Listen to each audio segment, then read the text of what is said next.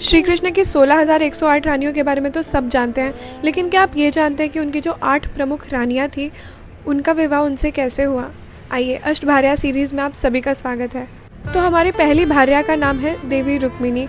ये महालक्ष्मी का अवतार मानी जाती है और विदर्भ के राजा भीष्मक की पुत्री हैं। नारद जी बचपन से ही श्री कृष्ण के बारे में रुक्मिणी जी को बताते रहते थे, उनकी लीला, उनके गुण, उनके रूप के बारे में, जिससे प्रभावित हो रुक्मिणी जी ने बचपन में ही ठान लिया था कि उनका विवाह श्री कृष्ण से ही होगा। लेकिन उनके भाई और उनके पिता का संबंध जरासंध, कंस और शिशुपाल से था, जिसकी वजह से वो कृष्ण से उनका विवाह नहीं करवाना चाहते थे।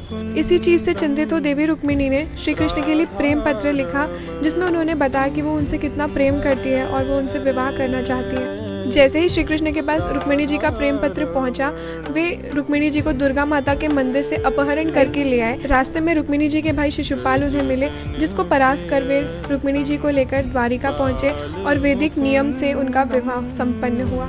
यहाँ पर गौर करने वाली बात यह है कि जिसको उन्होंने कभी देखा नहीं, सिर्फ उनकी कथाएं सुनी, सिर्फ उनके बारे में सुना, उनको उनसे इतना प्रेम हो गया कि वो ये तक कहने लगी थी कि अगर श्री कृष्ण मुझे नहीं मिले तो मैं किसी और से कभी विवाह करूंगी ही नहीं। तो सोचिए, कथाओं में कितना ज़्यादा बल होता है किसी का हृदय परिवर्तन करने में। अगर हमें भी भक्ति में आगे बढ़ना है तो कथाओं का सहारा तो हमें लेना ही होगा। तो ये थी हमारी देवी रुक्मिणी।